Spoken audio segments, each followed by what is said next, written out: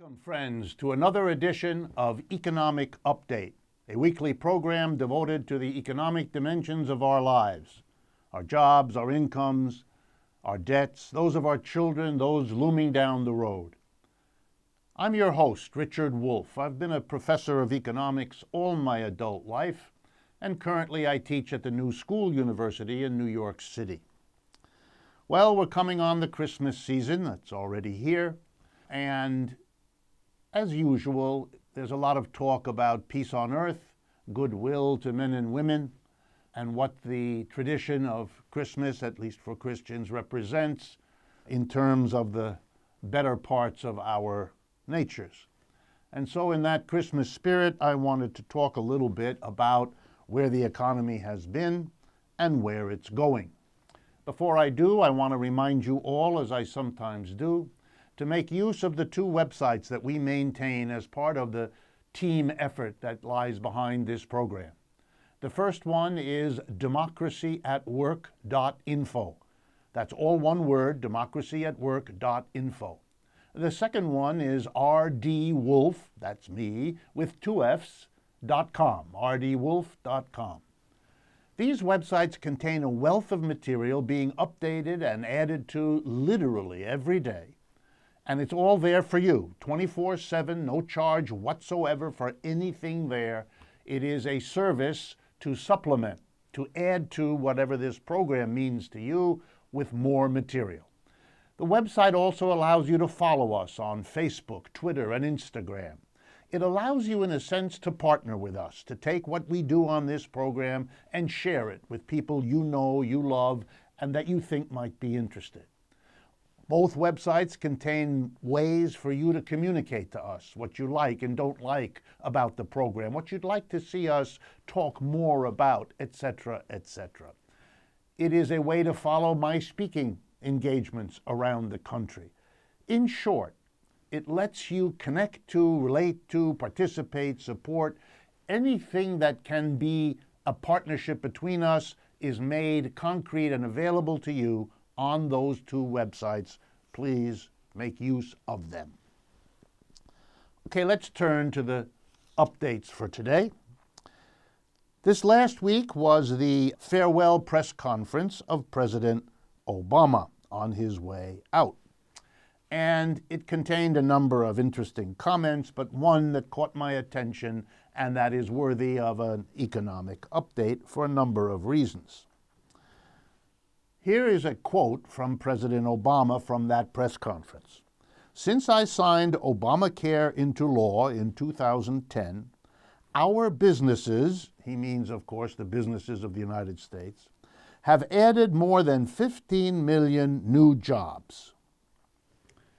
Okay, I need to talk to you all about that because it's an example of why so many American people no longer trust, no longer believe, and no longer pay attention to what political leaders do or say, either ever or maybe not until a couple of weeks before the election.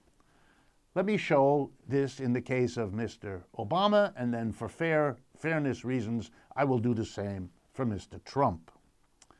The way to deal with what Mr. Obama has said is to make use of a recent paper by two very famous economists, Lawrence Katz of Harvard University and Alan Krueger of Princeton University. I have made reference to their research earlier this year.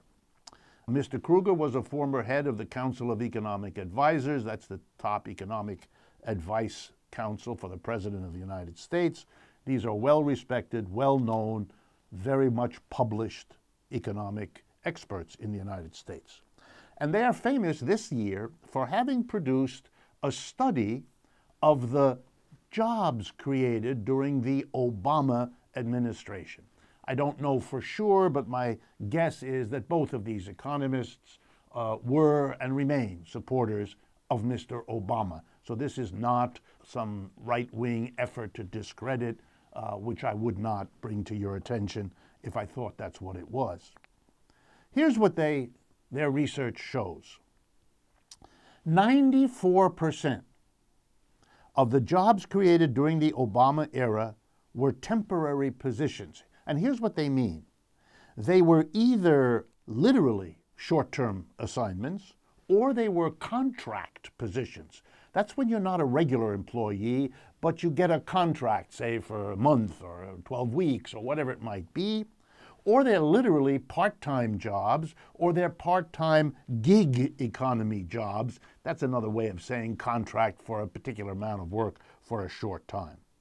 Basically, these are jobs that are insecure, carry little or no benefits, and are cheaper ways for our labor to be picked up by an employer than if that employer were to hire us as competent workers on a regular basis, as in the old days. So, most of the jobs, the overwhelming jobs that Mr. Obama created, or were created during his presidency, were jobs that are way less desirable than the kinds of regular wage and salary positions that were the norm before that. We are moving into an economy which heightens the uncertainty of the working class. That's what they're showing us. Mr. Obama didn't change that. In fact, he presided over an acceleration of this kind of change and did little or nothing to prevent it. Here's a second statistic that's kind of crucial. Under Obama, there are 1 million fewer workers in the United States, people working at a job overall, than there were before the beginning of the Great Recession. In other words, before Mr. Obama takes office effectively, 1 million more people were working in this country than at the end of his 8-year presidency. In other words, the jobs he boasted of having presided over, the job creation, actually leaves us worse off by 1 million workers than when he came in. So his glowing reference to 10 million jobs created is, and I'm going to be polite, misleading, because we're still behind where we were. And let me underscore, over 8 years, we've added millions of people to our population. So to say that we have 1 million less jobs when we have millions more people is not something to boast about. It is a failure of the system to provide meaningful work to the people who live in it. And Mr. Obama, whatever he achieved, didn't solve that problem, not even close. And to say things that suggest otherwise is to cultivate the disbelief, the distrust in the population that I spoke about earlier.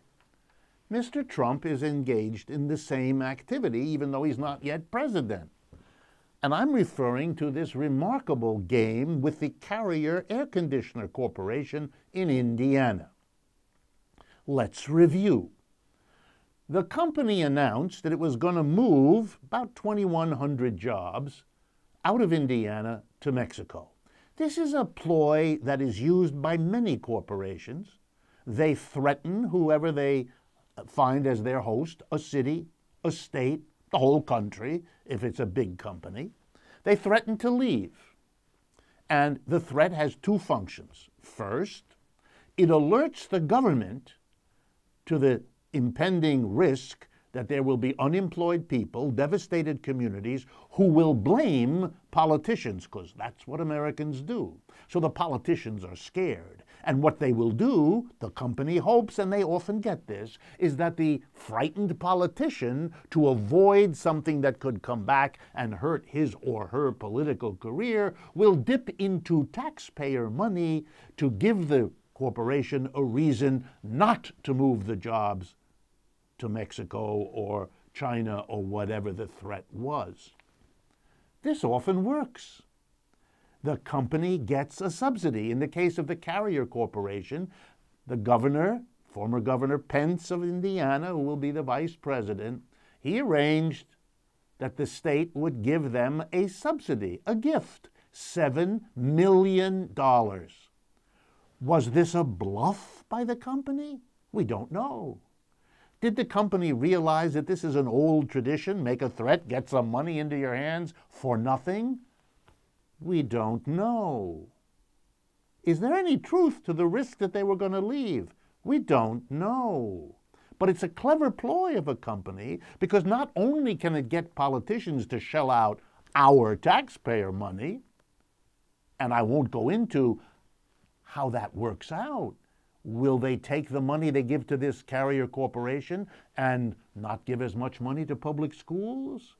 Will they recover the money they're giving to this corporation by raising our taxes? Either way, we lose and the company wins.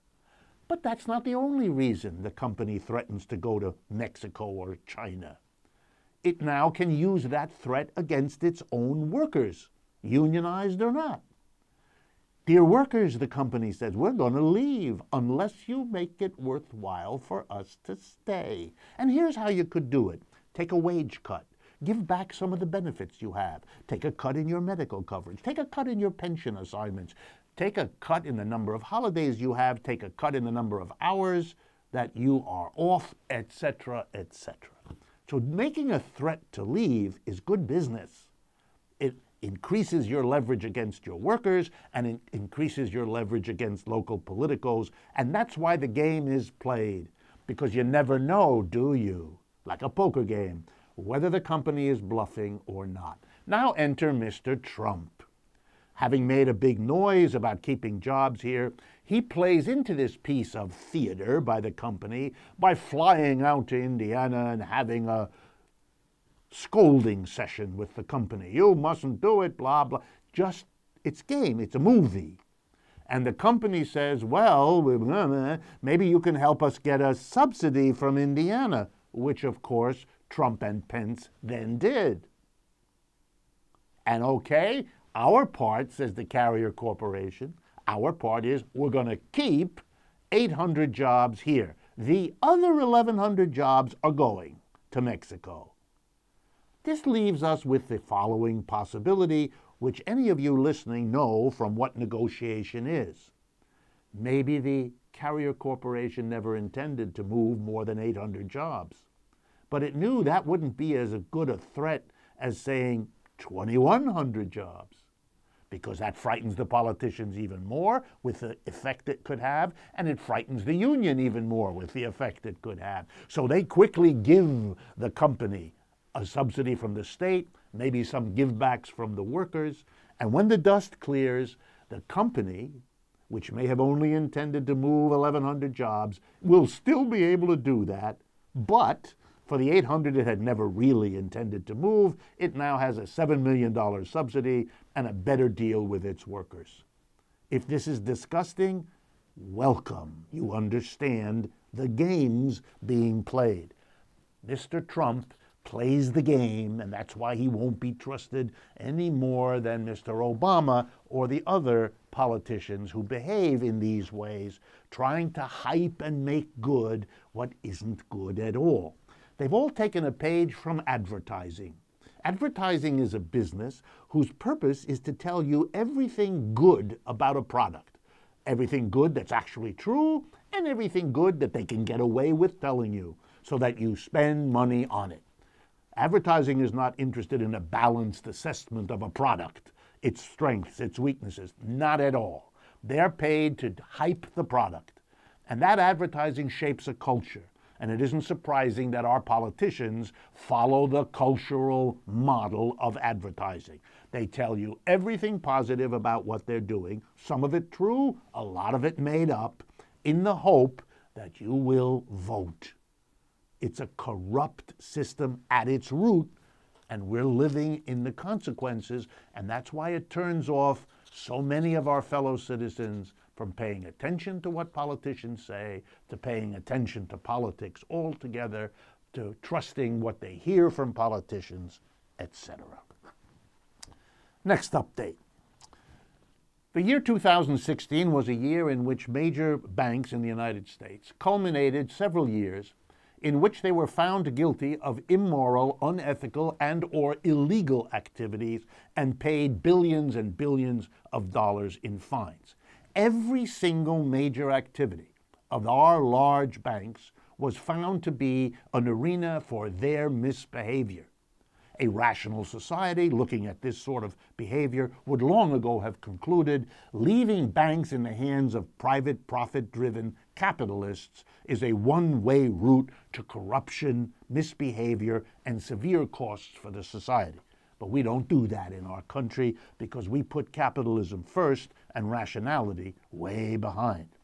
So it caught my mind and caught my eye to read about the Swiss government, which this last week decided that a handful of global banks need to be punished for having conspired to rig interest rates over at least the last decade. I have reported on this before when it was done in London, it's a LIBOR scandal, but here in just one little country, Switzerland, the government spends 10 years investigating all of this carefully with the lawyers of all the big banks there to block them at every turn. And when the dust has cleared, they've decided that the big banks all behaved badly, illegally, and damagingly. So here's what they did.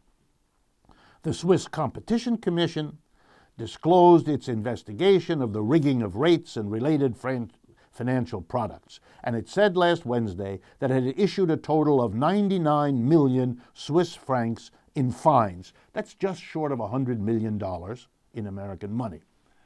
The worst offender was the J.P. Morgan Chase Company of New York City. But the others, just so we're fair, included Royal Bank of Scotland, the Deutsche Bank, Citigroup, Barclays, Société Générale in France, and Credit Suisse, a Swiss company. Royal Bank of Scotland turned state's evidence because they had conspired with J.P. Morgan to do the major damage. That exposed J.P. Morgan, which is why they got the largest fines. We continue to permit to function as the leading bank executives and corporations in this country controlling our money supply, people who have demonstrated the most complete, utter contempt for law, ethics, normality in financial transactions. The only stunning issue is how we permit this to continue. Okay. Next item. I don't want to be the harbinger of news that's always troubling, so let me give you some news that's a little different. This was an election in November that, of course, brought to power a more right-wing political establishment than we have seen in this country for quite some time. And we're all wondering, once the inauguration happens on the 20th of January, what we're all in for when these folks begin to try to do what they've said they're committed to do. So it's all the more interesting that we had one state, and it wasn't the only one, but we had a state of our 50, namely Maine, our northeastern kingdom state, Maine, which bucked the trend, which went in a different direction. So let me tell you as an economist how interesting it was to see that in Maine there were referenda, ballot issues, that allowed the people of Maine to vote on a number of economic issues and to vote in a way that may surprise you. Number one, they voted to raise the minimum wage for low-paid workers in their state. Number two, they voted to raise taxes on the wealthy to better fund their public schools. Oh. And finally, they passed a law to legalize the market in marijuana. The people of Maine, whose governor has to be listed among the 3 or 4 most right-wing extreme governors in the United States. The people who elected him in past elections have now apparently decided to go in a different direction, and I thought that that would be of interest to you. Here's one more. Actually, we'll have 2 more, but here's one. You may not know it, and perhaps Mr. Trump doesn't know it, but in categorizing Muslims and other foreign people as evil or dangerous or potential terrorists, etc., as he makes a practice of doing, he is threatening the viability of American colleges and universities. Let me explain. And indeed, perhaps Mr. Trump won't mind this if he marks these institutions of higher learning as enemies more or less like the foreign students. Okay, foreign students are now a major part of higher education in the United States. There are, last year, over 1 million international students in the United States. That's a record number. They have come to the United States to pursue higher education.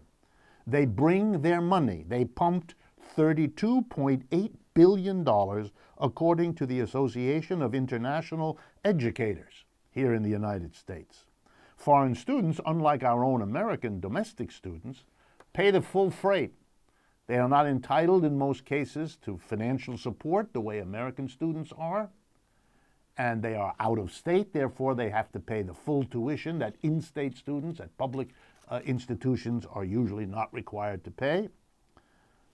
And here are the three countries who together make up a majority of the students studying in the United States: China, India, and Saudi Arabia. That's right, 53% of all that million students come from those three countries. China is being categorized as bad, evil, the enemy by Mr. Trump. And Saudi Arabia is obviously a Muslim country and therefore subject to all of the threats that he has made against them.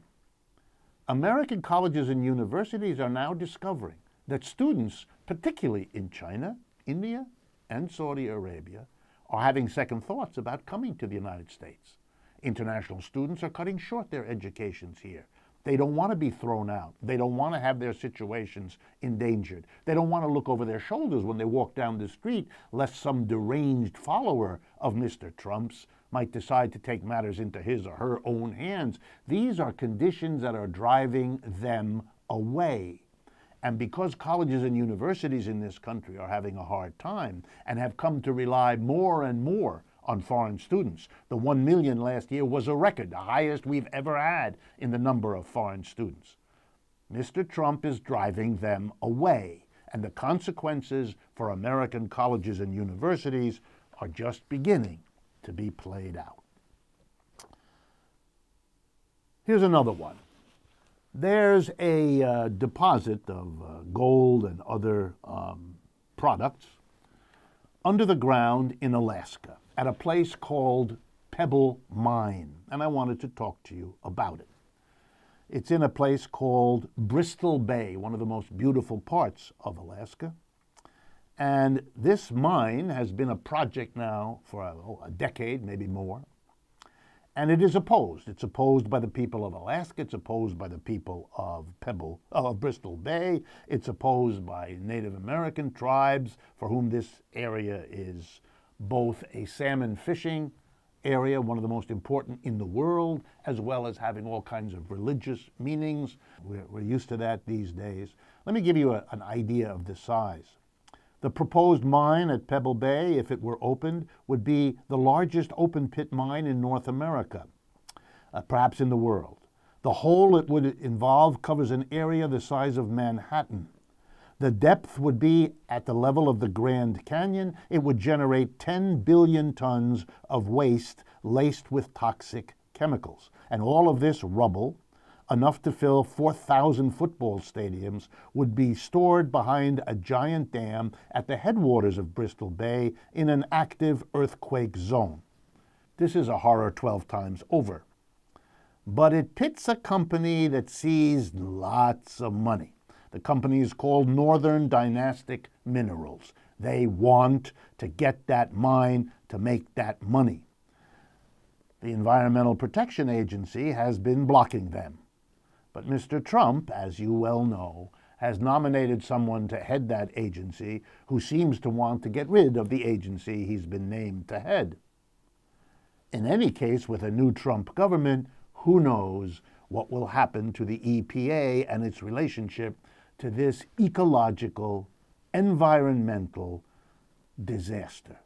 If ever you wanted an example of how capitalism puts the priority of profits for a company against the religious, ecological screams of masses of people, here it is. We shall watch what the Trump administration does about the Pebble Mine in Bristol Bay, Alaska. Last item for today's updates. This comes from the Financial Times, December 16th, 2016. It reports a study about 30-year-old people in the United States, and it asks an interesting question. What has happened to the prospects of 30-year-old Americans in terms of a lifetime in which their income will surpass that of their parents? In other words, what's the chances these days, compared to the past, of 30-year-old Americans, young people, being able to look forward confidently to having a standard of living higher than that of their parents, and thereby fulfilling the old American dream of each generation living better than the generation before?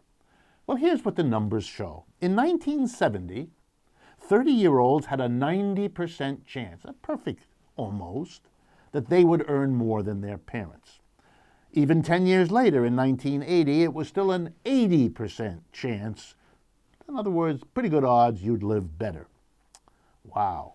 In 2016, right now, this year, half of 30-year-olds are earning less than their parents earned at the same age. Oh, wow. That means the prospects are much poorer. No one knows exactly what they are at this point, but whether you're 30 or even 40 years old, the numbers don't lie.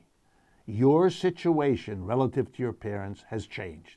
The prognosis now is, at best, 50-50 that you'll live better than your parents, which means 50% will not match the standard of living they grew up in. We've come to the end of the first half. This is a survey of short items. When we return, we will talk about longer items, items that take a bit more attention. Please stay with us. We'll have a very short interlude, and then we'll be back for the second half of Economic Update. Welcome back, friends, to the second half of this edition of Economic Update. I'm your host again, Richard Wolff, and I bring this program to you as the combined work of a whole team of folks who not only maintain the work needed to produce these programs, but also the work that goes into the constantly updated websites we maintain for your use, 24/7, no charge ever for anything, rdwolf with 2fs.com, and Democracy at Work, that's all one word, democracyatwork.info, I-N-F-O. Well, as I mentioned in the first half of the program at the beginning, it's the Christmas season. And in honor of that, I want to talk about the relationship between Christmas, peace on earth, goodwill to men and women, and what's actually going on in our economy. And this time, I want to relate it a bit more to the issue of immigration. Immigrants to the United States are now numbered in the millions. They are particularly those without documentation, which is a portion of them, usually at the low end of the totem pole economically. They are paid poorly. They are paid uncertainly. The number of stories that are reported in literally every state of the union of undocumented workers afraid, if they're not paid what they were contracted to be paid, afraid to go to the authorities because it would risk exposing their undocumented status. Employers know very well they can pay these folks very little and can pay them when they feel like it because there's really nothing that they can do to get a better deal the way a documented immigrant or a Native American worker, if that's the way to describe them, can do these days. So they are the weakest and the poorest. And the plan now is to deport them. Under the Obama administration, the last year or two, millions were deported, pushed out. Trump promises to accelerate that process. And in particular, Mexican immigrants, since they are a major part of the immigration and particularly the undocumented immigration issue here in the United States. So let's briefly review the Christmas spirit involved in planning to deport them and what the alternative might be. A major reason for millions of Mexicans having come to the United States, including without documentation, has been the effect of NAFTA, the North American Free Trade Agreement, that opened up Mexico to an invasion of American companies, many of whom, like Walmart and so on, were able to deliver commodities to the Mexican people under conditions much more advantageous than going to their local neighborhood store. Millions of Mexican storekeepers were driven out of business. All kinds of industries who could now dump their products in Mexico made those Mexican industries uncompetitive, and so they died. Because of what Mexico is as a society, perhaps as unequal or more unequal than the United States, very little was done for the millions of people displaced by this agreement. Very few of them were caught up in the production in Mexico for sale to the United States, so a vast number of them had no work. And not surprisingly, given the choice between dying of no income without a job or moving to the United States, they chose the latter, and so they came. But American capitalism was a major pusher of the NAFTA agreement, seeing all kinds of profits in opening up the Canadian, American, and Mexican economies to one another without tariffs, etc. So these are victims of a capitalist, profit-driven initiative who come here. Keep that in mind. All right, now they're here. It turns out that capitalism inside the United States, busy automating, replacing workers with computers, then with robots on the one hand, busy capitalists moving to China and India and elsewhere to pay lower wages than they would have to pay here. It turns out that the way capitalism is making money is by doing things that cut down the number of jobs here. So as the immigrants arrive, they arrive in a society that is already unable to provide jobs for its own people, let alone the immigrants coming in. Not surprisingly, the immigrants coming in with nothing offer to work under conditions Americans, local Americans, don't want. And now what happens? What happens is that the anger of the unemployed American citizens is turned not against the system that has failed to provide them with useful work, but against the immigrants who are themselves victims of the same system, who've arrived in order to survive. And the business community plays on this antagonism, because it's better to have them hating each other than being angry at the system which provides them with no work or no adequate amount of work and income. This is an old ploy of capitalists to set groups of workers against one another. White against black, male against female, more educated, less educated, and now native, immigrant. Wow. Well, it's Christmas time, so let me suggest what an alternative policy might be. One that might be said to be infused with the Christmas spirit. Take a page from the 1930s.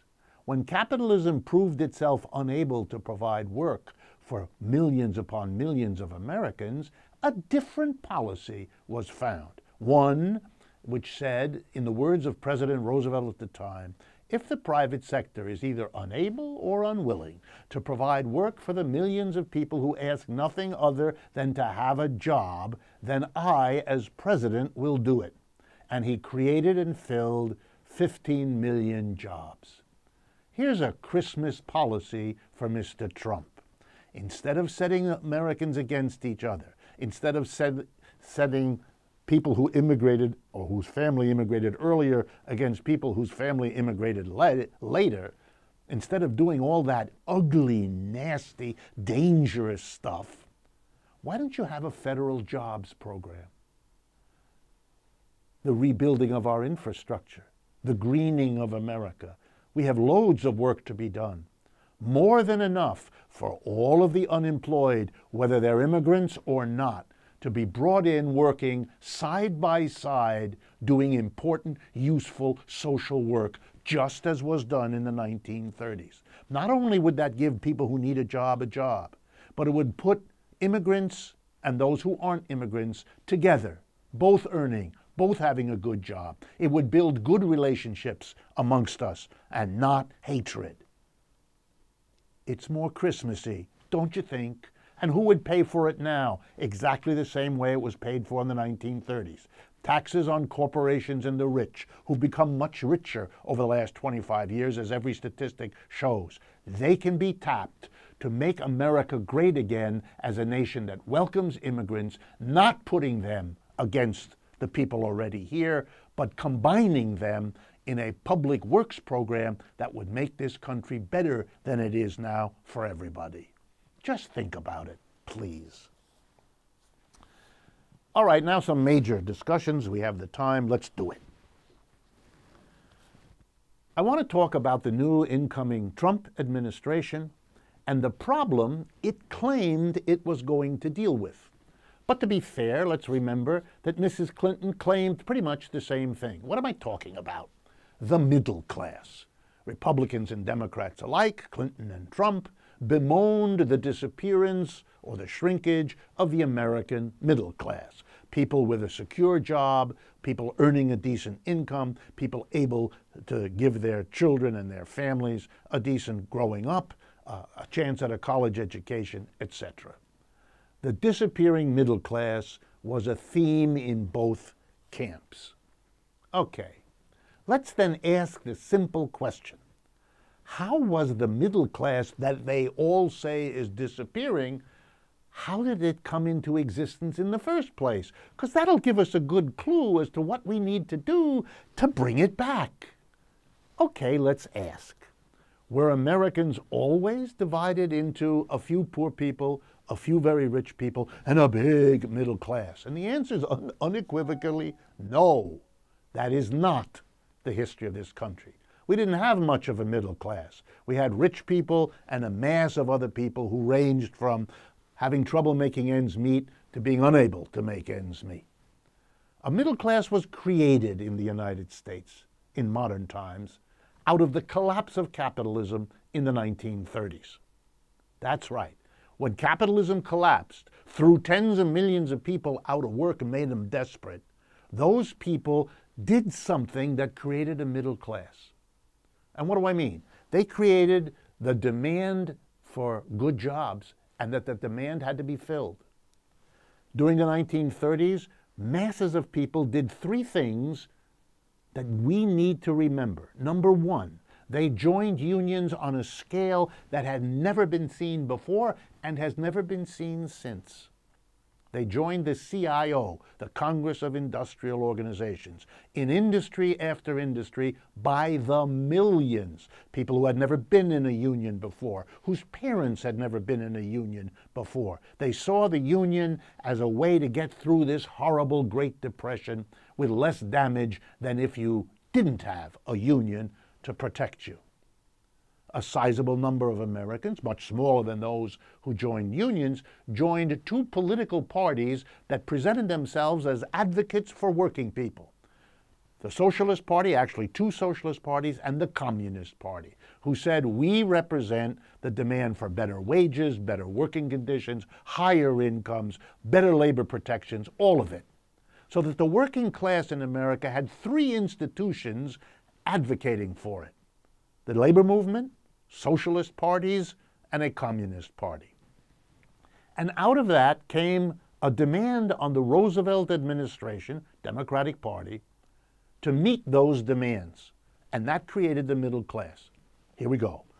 One, it created the Social Security system, taking an enormous burden off of the mass of the American families that when their old people past 65 years of age, the government would step in with a program of having tapped into their wages over their lifetimes, accumulated money for them, seen that money grow, and now bring it back to them as an old age pension. A real service to create a higher standard of living for old people and their families. Number two, unemployment compensation. If you lose your job through no fault of your own, the government will help you for a year or two to get you through this. That's a support for a middle class, because the wages you get will be a shaper of how much unemployment compensation you qualify for. They passed the first minimum wage, guaranteeing that even the people at the bottom would have a decent life, and the people who get paid more than the minimum wage would have to see their wages go up too. It helped create a middle class. And finally, those 15 million public jobs that I talked about before, jobs that were paid at a middle class standard of living. That's how a middle class was produced in America, by the pressure from below, by organizations driven by, committed to serving working people first. The labor movement, the socialist and the communist parties. So that's how the middle class was created. The middle class, which for the first time allowed working people after World War II to send their kids to college, to have their own home rather than to live in a tenement, to be able to begin to enjoy what came to be called the American dream. That was the result of struggle and the result of creating organizations to pursue that struggle. The labor movement, unions, socialist and communist parties. Okay, folks, that's how the labor movement worked. That's how the middle class was created. At the end of the war, Roosevelt is dead. The business community was aghast because this combination of labor movement, socialist and communist parties had enough power on the President of the United States to really change America, to make it more a country that takes care and supports its vast working class than a one that rips it off. The business community was aghast. They had to pay for that. They had to pay the higher wages. They had to pay huge taxes to allow the government to do all the other parts of this arrangement. So they rolled it back. The last half century has been the undoing of that New Deal that the unions, socialists, and communists forced on Mr. Roosevelt. That's why the working class is in the trouble it is today. Unions represent less than 7% of the workers in the private sector. The Communist Party and Socialist Party were hounded out of existence. They've disappeared. The union movement is a shadow of its former self. And guess what? The middle class disappears. The only logical inference from this story is obvious. If you want to rebuild the middle class, you have to permit and indeed support the very organizations that enabled there to be a middle class in America in the first place. You have to have a strong labor movement. You have to have existing political expression of what workers want in the form of a socialist party, a labor party, a communist party. The name doesn't matter. The reality of what it is as a party, that's what matters. For those of you that pay attention, you will know that the conditions of working people in Europe, Western Europe, are much better than here. They have a single-payer health system, more or less, in all their countries. They have minimum wages much higher than those here in the United States, etc., etc. Why? Guess what? Their unions are stronger, their socialist parties are stronger, and their communist parties are stronger. Big hint. That's why their welfare system hasn't been crushed like the one here. So if Mr. Trump wants to rebuild the middle class, or for that matter, if Mrs. Clinton had won and were she interested, the one thing either one of them would have to do is to give the support for the reconstruction of the institutions and organizations of the working class, labor unions, socialist and communist parties. And to make that list is to let you know what you already do, don't you? Mr. Trump is not going to do that. Mrs. Clinton shows no sign that she would have either. They are enemies or passively disinterested in the labor movement. Mr. Trump gives every sign with his appointments that he will be hostile to organized labor, maybe more so than previous presidents have dared to be. And the idea that he would support in any way a socialist or a communist party redevelopment in the United States is not worth your or my time to discuss. So if you're worried about the disappearance of the of the middle class, you should be more worried, not less. The The one way to rebuild it is something this new administration is never going to do, and is in many ways the sworn enemy of doing. The rest is fakery. Bringing back the middle class is not going to be done by jawboning a company moving jobs to Mexico, even if it's real, and as I explained earlier, it mostly isn't. But even if it were, that's not the way to do it. That's a detail. That's small potatoes. You want to do it the way it was done last time. That's not only a message for the government not to be an enemy, it's also a message for those of you who might be inclined to help build these movements that that indeed is what needs to be done if there's going to be any rescue of a working class suffering within a declining capitalism, which is what we have. In the time that remains, I want to suggest a way forward. I don't want to leave you with the notion of grim tidings. The Trump administration, as it's coming in, is very well equipped to take care of that problem for me. That is, to make you all depressed, as it is making so many in America depressed, and others elated for reasons that make those who are depressed even more depressed. So what's a way forward? Well, as I argue often, a way forward is to understand that the problems I've gone through, and that indeed I go through with you every week, are problems of a system. They're not a problem of this or that law, or this or that practice, or this or that company, or this or that executive. We're way beyond that.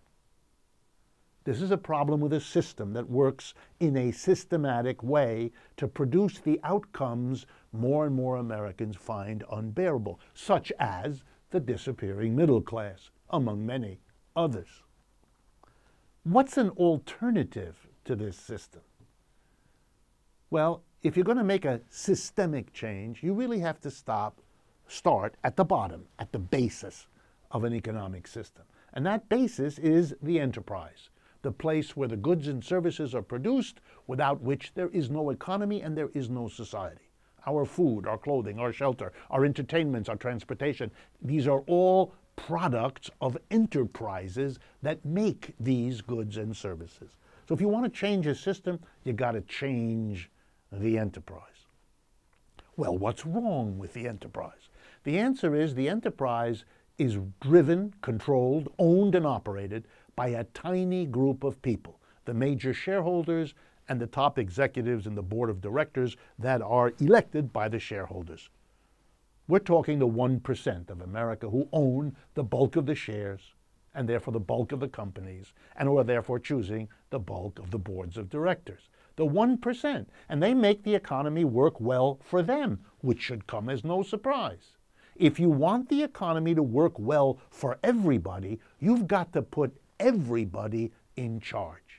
Once upon a time, it was thought that the way to do that was to have the government come in and own and operate the industries and control what happens in the name of everybody. Well, it turned out governments, having grown up over the last 3 centuries in capitalism, are not a reliable vehicle for making the economy work for people. Well, then what do we do? And the answer is, again, start at the bottom and change it. And the way to do that is to stop having enterprises run by tiny groups of people. Enterprises have to be run by the people who depend on them, who work in them and depend on them. Let me be very concrete. Businesses ought to make decisions that are partly made by all the workers in an enterprise, who are one person, one vote democratically, together with the surrounding communities which depend on that enterprise for the taxes it pays, for the pollution it dumps into the air, for the quality of the lives of their people. In other words, the customers, the surrounding communities, and the workers, they're the ones to decide what happens so that it happens in their best interest, not in the interest of a tiny group of rich owners. That's capitalism. To break from that, the worker co-op is a key institution. It brings democracy into the workplace. It makes it a democratic arrangement based on coming to good relations with the surrounding community and good relationships, of course, with the customers of whatever it is the company produces.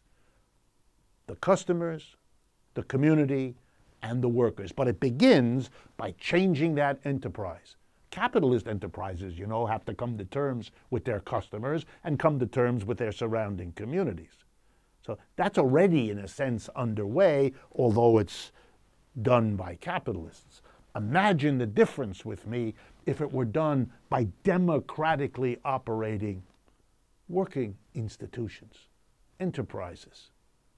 I won't bore you again with reminding you that if we are a society that is committed to democracy, then we ought to have instituted it in our workplace, because that's where most of us spend most of our lives. 5 out of 7 days, the best hours of those 5 days, we are at work. If democracy is what we think is the best way to organize collective activity in a community, it belongs in the workplace. Instead, we have a bizarre society that celebrates democracy but excludes it from the workplace, as if what happens in the community should be handled democratically, but what happens at the workplace shouldn't. Where was this exemption written? In the Declaration of Independence? In the Constitution? Not either. In the Bible? Not at all. That is a human social construction. And if we were to go that direction, if we were to change, we would be in line with what history has already taught us. You know, before capitalism existed, in Europe at least, there was feudalism. The world was organized into lords and serfs on the land. The early efforts to have a different economy, not one in which the lord makes all the decisions and the serf does what he's told, but a new one, an arrangement of an employer and an employee, capitalism, rather than a lord and a serf, feudalism. The early capitalist enterprises had a great deal of difficulty getting going. One of their biggest problems was, where do we get the money to start a business? It was very hard. Sometimes the little capitalist had a little bit of money. He started it with his own, or with his family, or with his friends, or with his churches, or with local institutions, or maybe with a money lender or a banker. You get the picture? That's exactly what worker co-ops have to do. They have to get out of capitalism the capital with which to go in a different direction, just as the early capitalists had to get money out of a feudal system to take the economy in a different direction. It's happening anyway, all around us. I'll end with a story. It's the story of a brewery in Boston. This is a true story. The name of the brewery is Harpoon Brewery. Perhaps some of you have had Harpoon beer. Back in 2014, the company was considering selling itself. The workers were very scared that if the company was sold, who knows what would happen to their jobs, so on. And so, to make a long story short, the company's executives, the people who started the companies, Rich Doyle and Dan Kennery by name, made an interesting decision. They were going to change their company and sell it to their own workers, to convert it into a worker-owned, or at least partly worker-owned enterprise, to save the jobs, to save the institution, to save the community that depended on the taxes paid by this brewery. And so the workers have become the owners, major owners of this enterprise. That's as far as they've taken it to this point. The next question, of course, for them, and they're thinking about it, is whether to make it not only worker-owned, but worker-run. That is, they become a worker co-op and not just a worker-owned enterprise. I suspect it's coming. And I suspect that for the 190 workers, that's how many they have at Harpoon Brewery in Boston, they are finding their own way to a better economic system, even if it's just in their little enterprise. And it's happening everywhere, friends. It's a way forward. We need one. We have no other options right now. And in the face of where we seem to be going with a new government, this other option and its ability to raise money in the conventional ways is something I will return to, because it is a way forward. We've come to the end of our program. I want to thank you all for listening. I want to thank truthout.org, that remarkable independent source of news and analysis that has been a partner for us in just the many ways we hope you will be by making use of our websites and sharing what we do here with as many people as you can reach. Thank you very much, and I look forward to speaking with you again next week.